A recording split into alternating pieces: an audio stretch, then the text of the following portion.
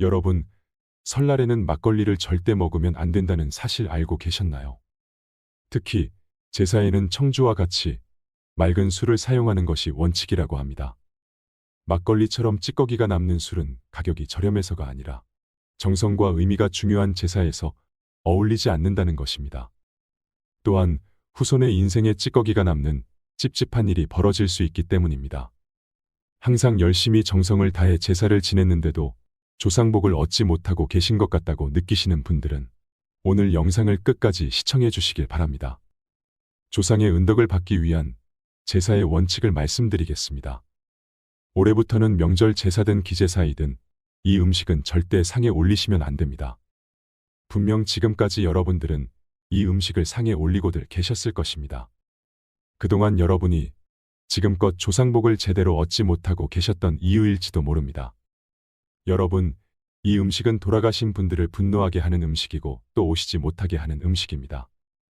지금까지는 몰라서 그러하셨더라도 이제는 제대로 아시고 이런 실수를 다시 범하는 일은 없기를 바라며 올해 설 차례상에 절대 올리면 안 되는 음식과 설날에 먹으면 정말 좋은 음식, 설날에 먹으면 절대 안 되는 음식을 말씀드리겠습니다.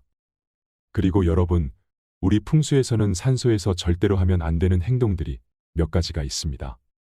이는 조상복을 얻지 못하도록 하는 행동이라고 하여 절대 금기 사항이라고 말하고 있습니다. 아마 분명 여러분들 중에는 이러한 행동들을 하고 계시는 분들이 참 많으실 것입니다. 오늘의 이야기 꼭 들으시고 산소에 가시든 납골당에 가시든 절대 이러한 행동은 하지 마십시오. 오늘 영상을 끝까지 보시면 설날에 한 해의 번영과 몰락을 만드는 것이 무엇인지 알게 되실 거라 생각합니다. 영상이 마음에 드신다면 구독과 좋아요, 알림 설정 부탁드립니다. 여러분은 설날에 어떤 음식들을 드시나요? 올해는 이 음식을 꼭 드셔보시도록 하세요. 누구나 다 제사상에 올리는 이것, 지금까지 실수로 이 음식을 올리고 있었다면 올해 설 차례상에는 절대 올리지 마십시오. 반면에 반드시 제사상에 올리게 되면 조상님의 덕을 받아 큰 복과 재물을 가져다 주는 최고의 음식이 있는데요. 이 음식은 꼭 올리시길 바랍니다. 이는 한 해 운과 복을 기원한다는 의미를 가진 것으로 각각의 좋은 의미를 다 가지고 있는 것이니 이 음식을 꼭 드셔서 올 한 해 마땅히 얻으셔야 할 여러분의 운과 복을 다 얻으시기를 기원드립니다. 물론 누구는 그런 형식과 격식을 다 따져가며 어떻게 사냐라고 말씀도 하시지만 실제로 나에 대한 존중 그리고 가족들에 대한 존중과 대우 이런 것은 가족들의 행복과 번영을 만드는 최고의 수단이 될 수 있습니다. 이미 수많은 논문들에서 증명이 되었던 것입니다. 사랑이 넘치는 가정, 존중과 대우가 넘치는 가정은 동서양을 막론하고 어디에서든 행복함과 부유함을 얻는다는 것은 원칙 중의 원칙입니다. 올 설명절에는 꼭 이 음식들을 드시고 여러분에게 오래오는 번영의 기운과 행복의 기운을 다 얻으시기를 부탁드립니다. 설날에 꼭 먹어야 하는 음식. 첫 번째로 떡국을 먹어야 합니다. 떡국은 긴 가래떡을 썰어서 만든 것입니다. 장수를 기원하는 음식이기도 합니다. 이것은 한 해 건강과 무탈을 기원하는 음식으로 우리 조상님들은 설날에는 무조건 먹어야 하는 음식이라고 말씀을 하셨습니다. 하여 떡국을 먹어야 한 살을 더 먹는다라는 이야기를 하시면서 떡국을 먹지 않으려는 아이를 달래가면서 먹였던 음식이기도 하였습니다. 물론 현재도 새해에는 대부분의 가정에서 떡국을 먹을 것입니다. 하지만 지금껏 여러분들은 이 음식이 건강과 장수를 기원한다는 의미를 가지고 있다는 것을 모르고 드셨을 것입니다. 특히 나이가 있는 어르신이 있는 가정에서는 무조건 드시도록 하십시오. 이것은 어른에 대한 건강을 바라고 기원한다는 의미를 가지고 있기 때문입니다. 물론 드시는 여러분들의 한 해 동안의 건강과 무탈을 기원하기도 하는 음식이기도 합니다. 두 번째로 만두입니다. 만두는 복을 싸서 먹는다는 의미를 가진 음식입니다. 한 해 동안 모든 복과 운을 다 얻기를 기원하는 의미를 가진 음식이라는 것입니다. 물론 대부분의 가정에서 떡국을 끓이실 때 만두를 몇 개 넣어서 끓이실 것입니다. 이것도 아주 좋은 방법입니다. 하지만 정말 많은 가정에서 만두 빚는 것이 참 쉽지 않기에 만두를 드시지 않는 분도 있으실 것입니다. 동네 만두 가게에 가면 만두를 빚어서 파는 것도 많습니다. 저희 집도 매번 설 전날에 만두를 만들었었는데 올해는 몇 개 사서 먹기로 했습니다. 여러분 꼭 만두 드셔서 올해의 모든 재물복을 다 얻으시기를 기원드립니다. 세 번째로 잡채입니다. 잡채는 다양한 음식을 섞어서 먹는다는 의미를 가진 음식으로 올 한 해 인복을 기원하는 음식입니다. 여러분들이 일반적으로 드시는 비빔밥이나 그 외에 섞어서 드시는 모든 음식들은 다 인복과 관계가 있는 음식들입니다. 하지만 그 모든 것들 중에서 으뜸 가는 것은 바로 잡채입니다. 하여 생일상에서도 절대 빠져서는 안 되는 것이 바로 잡채입니다. 그 외에 대접과 존중을 한다는 의미를 가진 날에 절대로 빠지지 않는 것이 잡채이기도 합니다. 설 명절에는 잡채를 드시고 올 한 해 모든 인복을 다 얻으시길 바랍니다. 사람이 복이고 또 사람이 운인 것입니다. 네 번째로 식혜입니다. 여러분 사실 이 식혜는 설날 과식을 할 것을 우려하여 소화를 돕는 역할로 준비하였던 것입니다. 우리 조상님들에게 이것이 소화제였던 것입니다. 하지만 이 음식은 경도 잡지라는 책에 보면 부정한 것을 막는다는 의미도 가지고 있다고 나와 있습니다. 한 해 동안 불행과 고난, 불필요한 구설이 없기를 기원하며 먹었던 음식이 바로 식혜였던 것입니다. 여러분, 아마 요즘은 식혜를 페트병에 담아서 팔기도 할 것입니다. 그리고 여러분들도 설날 기름진 음식으로 인해 청양 음료를 많이 찾기도 하실 것입니다. 올해는 식혜를 사서 드시면서 청양 음료를 대신하시면 어떨까 싶습니다. 다섯 번째로 한과입니다. 한과는 존중과 대우를 나타내는 곳에서는 절대 빠지지 않는 것이고 우리의 전통이며 특히 이것은 어른들에 대한 감사와 존중을 의미하는 곳에서는 절대 빠져서는 안 되는 음식이었습니다. 그래서 이것은 환갑, 회갑 등의 잔치상, 또 그 외의 차례상, 어디에서든 반드시 자리를 하고 있습니다. 하지만 현대에 들어와서는 한과를 잘 드시지 않으실 것입니다. 정 드시기 싫으시면 차례상에 올라갔던 것을 드셔도 됩니다. 대신 여러분 꼭 드십시오. 그리고 혹 부모님이 살아계신 분들은 가능한 따로 한과를 마련하셔서 이것을 꼭 그분들께 선물로 드리세요. 그것은 그동안 나를 낳고 키우시기 위해 고생하셨던 분들에 대한 감사와 존중을 나타내는 그런 의미를 가진 것이니 꼭 잊지 마시길 부탁드립니다. 여섯 번째로 갈비찜입니다. 여러분, 우리 민족은 어디에서나 항상 가장 귀한 자리에서 반드시 준비를 하였던 것이 소고기로 만든 음식입니다. 그중 갈비찜은 최고의 대우를 말하고 또 부를 상징하는 대표적인 음식입니다. 우리 가족 모두 한 해 동안 어디에서나 최고의 대우를 받고 또 부유한 삶을 살자는 의미로 설날 꼭 먹었던 음식이 바로 갈비찜이라는 것입니다. 여러분 특히 이 음식은 우리가 먹는 모든 음식 중에 부와 유일하게 관계가 있는 음식이고 올해는 또 돈을 말하는 한 해라 여러분들 모두 꼭 드셨으면 하는 음식입니다. 저희 가족도 매번 설 명절 때마다 이런 의미 때문에 갈비찜을 만들어서 같이 먹곤 합니다. 물론 대가족인 경우 이것이 참 번거롭고 또 비용적인 측면에서 어려우실 수도 있을 것입니다. 여러분 굳이 비싼 한우가 아니어도 되니 조금이라도 드시는 것이 어떠실까 싶습니다. 설 명절에 갈비찜 꼭 드시고 올 한 해 모든 재물복 가득 얻으십시오. 일곱 번째로 전입니다. 여러분 기름에 튀긴 음식은 과거 우리 민족에게는 대접한다는 의미를 가진 음식이었습니다. 하여 중요한 손님, 귀한 손님이 오면 항상 솥뚜껑에 전을 튀겨 요리를 하였던 것이 우리 민족의 풍습이었습니다. 특히 설날 음식을 차례상에 올리는 것은 조상님들에 대한 존중과 대우를 의미한다는 것이고 이 음식을 우리가 먹는 것은 항상 존중과 대우를 받는 삶을 살아가기를 기원한다는 의미로 그러했던 것입니다. 물론 많은 분들이 차례상에 올렸던 전을 드실 테지만 전이 드시기 싫더라도 꼭 드셔서 한 해 내내 복된 삶을 살아가시기를 바랍니다. 설날에 절대 먹으면 안 되는 음식, 제사상에 절대 올리면 안 되는 음식. 첫 번째로 설날에 찬 음식은 절대 드시는 것이 아닙니다.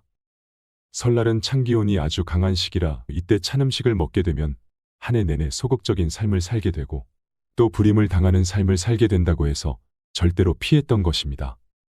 그러니 설날에는 절대 식은 음식은 드시지 마십시오.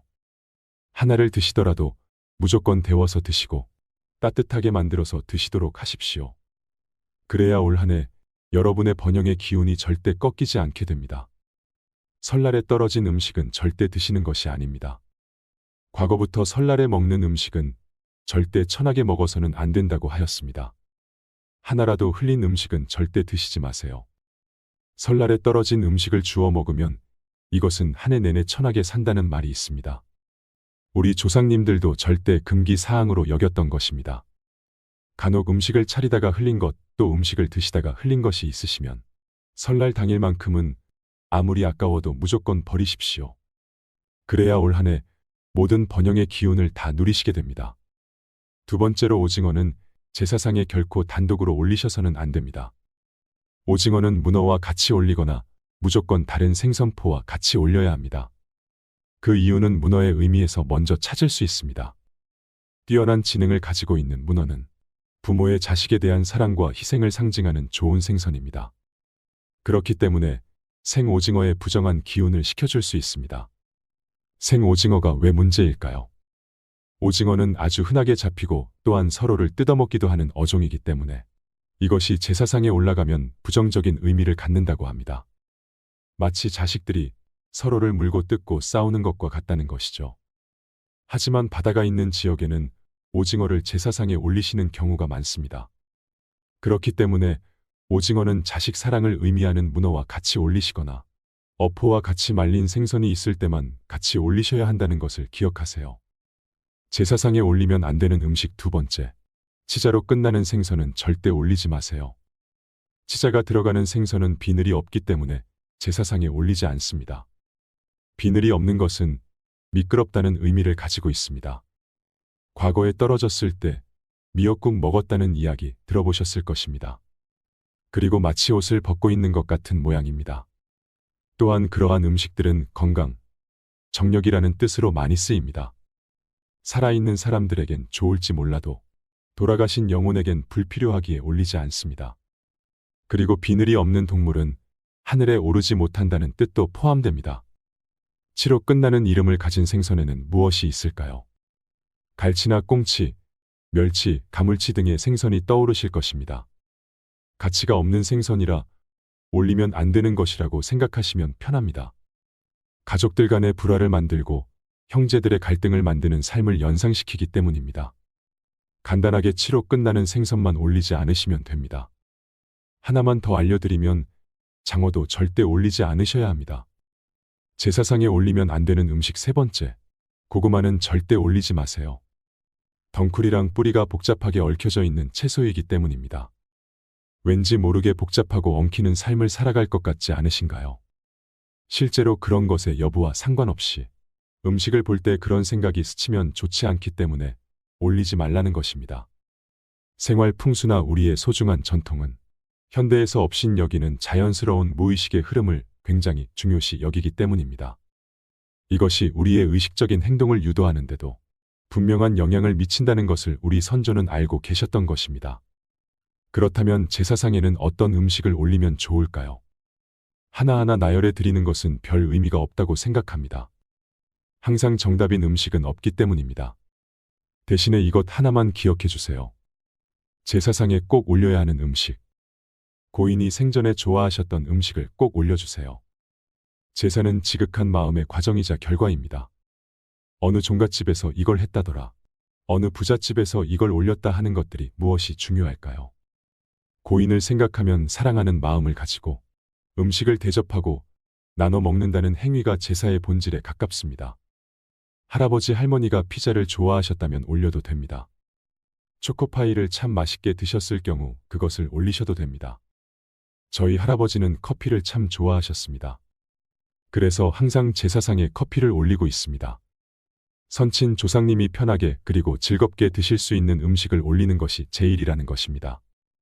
그러면서 고인을 추억하고 우리 가족의 사랑과 화목을 빌고 기도하고 행복을 나누는 것이죠. 이것이 정말 중요한 제사의 기본 아닐까요? 전통 전문가들의 말 또한 일치하니 걱정하지 마세요. 허영과 사치의 제사상을 부르는 것은 모두 간사한 기업 상술의 결과입니다. 돈이 되기 때문입니다. 다만 아래의 음식은 조상님이 좋아하셨다고 하더라도 빨간 음식이라는 의미를 생각해서 피해 주세요. 조상이 오는 것을 막는 음식들이기 때문입니다. 복숭아, 음기를 억누르는 마늘, 고추, 파만 기억하세요. 그래서 장례식장에서도 잡기 신이 오지 말라고 고춧가루를 듬뿍 넣은 육개장을 먹는 것입니다. 설날에 꼭 드셔야 할 음식과 절대 드셔서 안 되는 음식에 관한 이야기를 꼭 기억해 두시고 한 해의 번영을 누리시길 바랍니다. 다음으로 산소에서 절대로 하면 안 되는 행동들을 말씀드리겠습니다. 아마 요즘 많은 분들이 현대 문명에 젖어 산소에서 또 납골당에서 지켜야 할 기본 예절, 예법에 관해서 잘 모르실 것입니다. 사실 제사를 지내는 시간이나 예절 예법에 관해서도 무지하신 분들이 참 많으신데요. 혹시 여러분들 중에 기제사를 언제 지내야 하는지에 관해서 정확히 알고 계시는 분들이 있으실까요? 제가 질문을 드려보겠습니다. 첫 번째, 돌아가신 날 저녁에 기제사를 지낸다. 두 번째, 돌아가신 날 전날 음식을 준비하여 돌아가신 날 새벽에 제사를 지낸다. 여러분은 몇 번째가 맞다고 생각하시나요? 맞습니다. 두 번째가 원래 정답입니다. 만약 1월 13일 날 돌아가셨다면 내년 1월 12일 날 저녁에 제사 음식을 준비를 하여 1월 13일 날 첫시, 즉 자시가 넘으면서 제사를 지내는 것이 원칙입니다.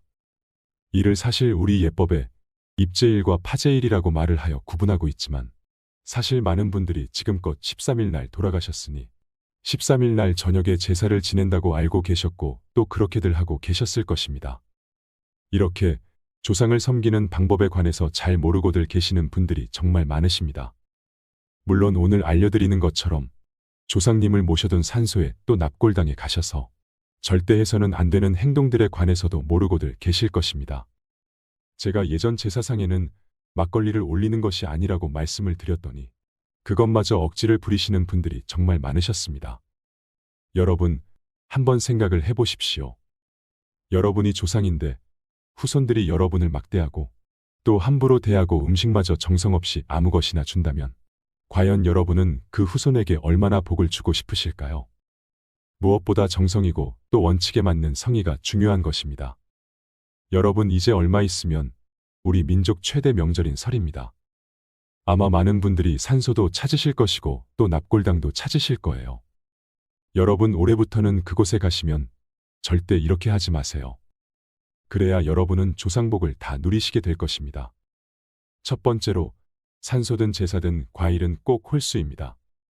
여러분 조상님께 올리는 과일은 무조건 홀수가 원칙입니다. 이는 복을 기원한다는 의미도 있지만 실은 우리 음양론에서 유래한 것으로 음의 세계에 계신 분들에게 양기를 조금이라도 나누어 드리기 위해서 그렇게 하는 것입니다. 홀수는 양을 말하는 것이기 때문입니다. 하여 우리 세계 일정 부분 관여를 하실 수 있는 힘을 드리는 것이고 이 힘으로 인해 당신의 후손들에게 복을 주십사라고 기원을 하는 것입니다. 물론 과일의 머리 부분을 쳐서 올리는 것은 귀한 분에게 대접을 한다는 의미를 가지고 그렇게 하는 것입니다. 마치 여러분의 집에 오신 손님에게 과일을 깎아서 내어 놓는 것과 같은 이치인 것입니다. 여러분 과일이든 음식이든 돌아가신 분의 상에 올리는 것이 짝수이면 조상복을 얻지 못하게 될 수 있습니다. 두 번째로 산소에 가시면 잔풀 정리는 항상 하세요. 집이 편하고 깨끗하면 생활하기 좋으시죠. 조상님도 그러할 것입니다. 이 산소나 납골당은 그분들의 영원한 집이니까 말이죠. 하여 늘 주변 경관을 시원하게 잘 바라볼 수 있도록 잡초나 돌뿌리 그 외의 아카시아 나무나 잡목들은 항상 깨끗하게 정리를 해주셔야 하는 것입니다. 여러분, 이런 행동은 그분들이 세상을 관조하는 시야를 터주는 행동입니다. 잡목이 우거진 또 잡풀이 우거진 곳에 계시는 분들은 항상 이로 인해 불편을 느낄 수밖에 없으며 이것 때문에 여러분을 볼 수가 없는 것이고 여러분을 도와줄 수도 없는 것입니다. 항상 산소에 가시면 제일 먼저 조상님이 누워 계시는 곳에서 보아 그분들의 시선에 불편함이 없도록 정리부터 해주시면 좋습니다. 그렇다면 조상복을 제대로 얻게 되십니다. 세 번째로 항상 먼저 인사부터 하십시오. 아마 현대는 많은 분들이 납골당의 부모님이나 조상님들을 모셔두실 것입니다. 물론 산소를 쓰시는 분들도 있으시겠죠. 여러분 우리 민족은 효와 예를 가장 중요시하는 민족입니다. 언제든 어디서 있든 어른을 보면 먼저 인사부터 하는 민족이라는 것입니다. 하여 어른을 보고 먼저 인사부터 하지 않게 되면 아주 버르장머리 없는 사람이라는 인식을 가지는 민족이 바로 우리 민족입니다. 이는 돌아가시는 분도 살아계시는 분도 마찬가지입니다. 아마 여러분들 중 그 누구도 산소에 가자마자 목례하시는 분은 없으실 것입니다. 납골당에도 가자마자 아버지 어머니 잘 계셨죠? 저 왔습니다라고 목례하시는 분은 아마 잘 없으실 것입니다. 대부분의 분들이 음식을 차려두고 그제서야 절이라는 인사를 한다는 것이죠. 올해부터는 산소를 보자마자 납골당에 도착하자마자 누구 할 것 없이 저 왔습니다. 그동안 잘 계셨죠라고 마음속으로 말하시고 목례 먼저 하세요. 그렇다면 여러분은 조상복을 제대로 얻게 될 것입니다. 네 번째로 항상 원하시고 부탁하세요. 그래야 그것이 이루어집니다. 여러분 산소에 가시면 또 납골당에 가시면 절을 하실 때 여러분이 원하시는 그것을 부모님에게 부탁을 드리세요. 그냥 달랑 절만 하고 오는 일은 절대로 없어야 합니다. 여러분 누구도 자신이 원하는 것을 말하고 부탁하지 않으면 그것이 무엇인지를 알 수가 없습니다. 혹시 자녀분의 시험이 절실하다면 마음속으로 그 자녀분의 합격을 부탁하시고 또 사업적인 어려움이 있으시다면 그것을 구체적으로 마음속으로 부탁을 하시고 그리고 또 건강적인 어려움이 있으시다면 그것도 마음속으로 부탁을 하십시오. 여러분, 조상님들은 항상 여러분의 편입니다. 분명 그것이 이루어질 수 있도록 도와주실 것입니다. 하지만 대부분의 분들이 산소에 가면 또 납골당에 가면 푸념만 합니다. 에이 노인네, 살아서도 도움이 안 되더니만 죽어서도 뭘 도와주는 게 없어. 에이 노인네 뭘 좀 도와주면 어디가 덧나나라는 식으로 말이죠.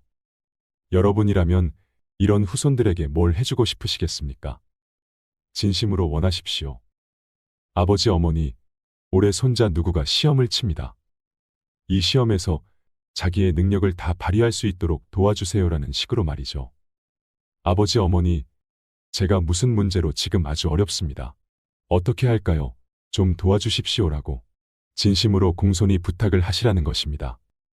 반드시 부모님은, 조상님은 도움을 주실 것입니다. 다섯 번째로 여러분, 항상 그분들의 평안을 기원하세요. 여러분, 우리 풍수에서는 동기 가뭉의 원리에 의해 명당을 얻어야 한다라고 말을 하고 있습니다. 부모님이, 조상님이 편하시고 안정스러우시면 반드시 그 후손은 큰 발복을 하게 된다고 말을 합니다. 과연 부모가 가장 편하고 행복을 느끼는 경우가 어떤 경우일까요? 아마 여러분도 부모이실 것이니 잘 아실 것입니다. 자식들이 서로 화목하고 서로 아껴주고 서로 다정할 때 그러합니다. 누구든 자식들이 자신의 일에 최선을 다하는 모습을 볼 때 참 행복합니다. 여러분의 부모님도 또 조상님도 마찬가지입니다. 산소에 오셔서, 납골당에 오셔서 서로 아껴주고 서로 위해주고 또 서로 사랑하는 모습을 보여주시면 그분들은 정말 큰 행복을 느끼신다는 것이죠. 그리고 그것들을 정성껏 돌보시고 그분들을 그리워하시고 또 살아계실 때 잘해드리지 못한 것을 진심으로 미안해 하십시오. 분명 이러한 마음은 그대로 그분들에게 전해지게 될 것이고 그분들은 비로소 행복과 평안함을 얻게 되실 것입니다. 그리고 그분들의 평안함과 행복함이 그대로 여러분에게 전해져서 여러분은 큰 번영과 큰 행복을 얻게 되실 것입니다. 진심으로 보고 싶어서 그리워서 산소에 가거나 납골당에 가십시오. 그냥 대강 명절이니까 억지로 형식적으로 투덜거리면서 가지 마세요. 그리하면 절대 조상복을 얻지 못하게 됩니다. 지금까지 산소에 가실 때, 납골당에 가실 때 반드시 가지고 가셔야 할 마음가짐과 행동들에 관해서 이야기를 해드렸습니다. 오늘 제가 알려드린 이야기를 꼭 명심하셔서 조상복을 마음껏 누리시는 여러분이 되시길 기원드립니다. 이것들만 잘 지켜도 많은 복과 은덕이 내려오는 행복한 명절을 맞으실 수 있으실 것입니다. 인생 철학과 함께 해주셔서 진심으로 감사드립니다. 새해 복 많이 받으세요.